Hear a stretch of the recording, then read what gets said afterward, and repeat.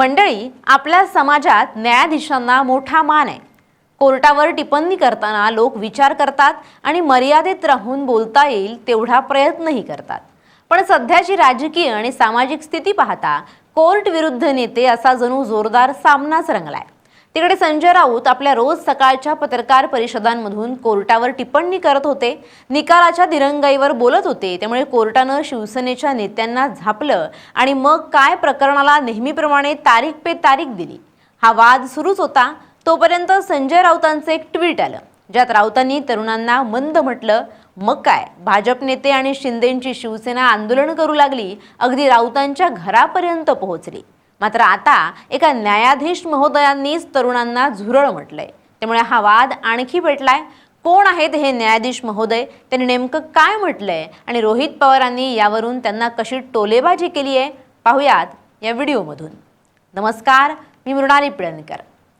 समाजातील काही बेरोजगार तरुणांची तुलना झुरळांशी करताना सरन्यायाधीश सूर्यकांत यांनी म्हटलंय की काही जण समाज माध्यमात जातात, काही माहिती अधिकार कार्यकर्ते बनतात आणि व्यवस्थेवर हल्ले चढवतात, अशी टिप्पणी शुक्रवारी केली।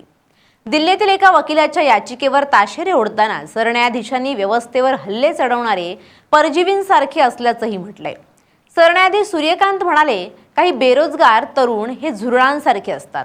ते नंतर मीडिया, सोशल मीडिया किंवा RTI कार्यकर्ते बनतात आणि व्यवस्थेवर हल्ला करू लागतात। सरन्यायाधीश आणि न्यायमूर्ती जॉयमाल्स बागची यांच्या खंडपीठानं एका वकिलाच्या ज्येष्ठ वकील दर्जा मिळवण्याच्या याचिकेवर सुनावणी घेतली। खंडपीठानं वकिलाला फटकारत म्हटलं, समाजात आधीच असे परजीवी आहेत जे व्यवस्थेवर हल्ला करतात। खंडपीठानं म्हटलं की जगातील प्रत्येक जण ज्येष्ठ वकील होण्यास पात्र असेल, पण तुम्हाला त्याचा हक्क नाही। दिल्ली उच्च न्यायालयानं तुम्हाला ज्येष्ठ वकील म्हणून नियुक्त केलं तरी सर्वोच्च न्यायालय तुमच्या वर्तणुकीच्या आधारावर तो निर्णय रद्द करेल। आपल्याला वरिष्ठ वकिलाचा दर्जा देण्याचे आदेश दिल्ली उच्च न्यायालयाला द्यावेत, अशी मागणी करणारी याचिका वारंवार करत असल्याबद्दल सरन्यायाधीश सूर्यकांत आणि न्यायमूर्ती जॉयमाल्या बागची यांच्या खंडपीठानं तीव्र शब्दात नाराजी व्यक्त केली। ज्येष्ठत्व हे मागितलं जात नाही, तर ते अर्जित करावं लागतं, असं न्यायाधीश बागची म्हणाले। तसंच वरिष्ठ वकील पद हा काही प्रतिष्ठेचा अलंकार आहे का, अशी विचारणाही त्यांनी या वकिलाला केली। सरन्यायाधीश सूर्यकांत यांनी तर संबंधित वकिलाला दिल्ली उच्च न्यायालयानं तुम्हाला वरिष्ठ वकील पद बहाल केलं तरी आम्ही ते आदेश रद्द करू, असा इशारा दिला। देशात काळा डगला घालून हजारो बनावट वकील फिरत असल्याची टिप्पणी सरन्यायाधीशांनी यावेळी केली। या सर्वांच्या पदव्यांबाबत संशय असून CBIनं त्याची पडताळणी करण्याची गरज असल्याचं मतही त्यांनी सुनावणी दरम्यान व्यक्त केलं। बार काउन्सिल ऑफ इंडियाला मतं हवी असल्यानं ते यात लक्ष घालत नाहीत, अशी नाराजी सुद्धा सर्वोच्च न्यायालयानं व्यक्त केली आहे। त्यामुळे या सगळ्या वादाला आणखी फोडणी मिळाली आहे। यावर सूर्यकांत यांना टोलेबाजी करताना रोहित पवारांनी ट्विट केलंय की आपल्या न्यायव्यवस्थेचा अत्यंत आदर आणि सन्मान राखून असं म्हणावंसं वाटतंय की भारतातील युवक, RTI कार्यकर्ते, माध्यम प्रतिनिधी आणि वेगवेगळी मतं व्यक्त करणाऱ्यांची तुलना परजीवी किंवा झुरळांशी करणं अजिबात स्वीकारार्ह नाहीये। कारण अशा प्रकारची भाषा ही टीका करणाऱ्यांबद्दल आणि प्रश्न विचारणाऱ्यांबद्दल कमालीची असहिष्णुता दर्शवते। न्यायालयानं केलेली टिप्पणी बनावट पदवीधारकांविषयीच्या आणि वरिष्ठ वकील दर्जा देण्यासंबंधीच्या याचिकेच्या संदर्भात करण्यात आली असली तरी त्यात बेरोजगार युवक आणि RTI कार्यकर्त्यांनाही त्याच तराजूत तोलणं योग्य वाटत नाही।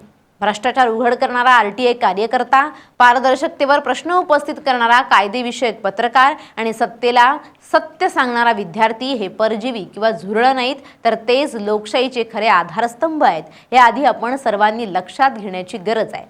संवैधानिक पदावर असलेल्या व्यक्तीकडून अशा प्रकारची टिप्पणी म्हणजे दिलेली आश्वासनं न पाळल्यामुळे, संधी न मिळाल्यामुळे आणि वाढत्या बेरोजगारीने त्रस्त झालेल्या एका संपूर्ण पिढीची खिल्ली उडवणारी वाटते, जी अत्यंत वेदनादायक आणि दुर्दैवी आहे। आज देशातला युवक स्वतःच्या इच्छेनं बेरोजगार नाही, तर ते सत्तेचं आर्थिक अपयश आणि राजकीय अकार्यक्षमतेचे बळी आहेत। रोजगार आणि विकासाच्या मोठमोठ्या भाषणानंतरही लाखो सुशिक्षित युवा आज सन्मान, रोजगार आणि जगण्यासाठी संघर्ष करतायत। त्याला उत्तरदायित्व हवंय आणि आपलं मत मांडण्यासाठी व्यासपीठही हवंय। याच युवांचा आवाज आज विविध संस्थांना त्यांचं काम योग्य पद्धतीने करण्यासाठी महत्त्वाचा आहे। त्यामुळे न्यायासनाला आमची फक्त एवढीच विनम्रपणे विनंती आहे की युवांविषयी बोलताना माननीय न्यायालयानं संवेदनशीलता, संयम आणि घटनात्मक शहाणपण जपलं तर ते अधिक योग्य ठरेल। अन्यथा झुरळाची उपमा देण्यासारख्या भाषेमुळे विरोधी मत व्यक्त करणाऱ्या आवाजांचं अवमूल्यन होईल आणि लोकशाहीमध्ये ते अपेक्षित नाहीये। जर संस्थांना युवकांच्या प्रश्नांची भीतीच वाटत असेल तर ही समस्या युवकांची नाही तर सिस्टीमची आहे, हे आधी समजून घेण्याची गरज आहे। गेल्या काही काळात अनेकदा न्यायव्यवस्था निष्पक्ष राहिली नसल्याचा आरोप विरोधी पक्षातील अनेक नेत्यांकडून करण्यात आलाय। शिवसेना नेते संजय राऊत यांनी तर या कोर्टाकडून आम्हाला न्यायाची अपेक्षाच नाही अशी वक्तव्य केली आहेत। कोर्टाकडून जाणून बुजून आमचा खटला लांबवला जातोय असाही आरोप शिवसेना नेते करत आहेत। कारण शिवसेना फुटून आता अनेक वर्ष उलटली गेली तरी पक्ष आणि चिन्हाच्या सुनावणी केवळ तारीख पे तारीखच मिळत आहेत। त्यामुळे विरोधी पक्ष तुटून पडलाय।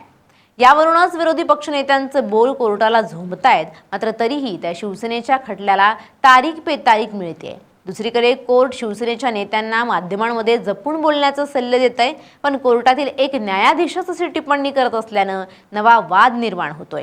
गेल्या काही दिवसांपूर्वीच अरविंद केजरीवाल विरुद्ध न्यायमूर्ती स्वर्णाकांत हा वाद पेटला होता। केजरीवाल यांनी याच न्यायमूर्तींवर तुमच्याकडून न्याय मिळेल असं वाटत नाही असं तोंडावर सांगितलं होतं। तसंच यांच्या RSSच्या कार्यक्रमांच्या उपस्थितीवरूनही सवाल उपस्थित केले होते।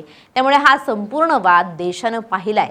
तसंच केजरीवाल या न्यायमूर्तींपुढे त्यांच्या खटल्याची सुनावणी घेऊ नये, न्यायमूर्ती बदलून मिळावेत अशी विनंती केली होती, पण कोर्टानं मात्र त्यांची ती मागणी मान्य केली नाही। मग कोर्टापुढे कोणत्याही खटल्याला न उपस्थित राहण्याचा निर्णय केजरीवाल यांनी घेतला। हे सगळं प्रकरण गाजत आहेच, मात्र मागे न्यायमूर्ती DY चंद्रचूड यांच्या घरचं मोदींचं गणपती दर्शनही वादात राहिलं होतं। आता पुन्हा या वक्तव्यानं कोर्ट विरुद्ध नेते हेच चित्र निर्माण झालंय। Bureau report, LS Marathi.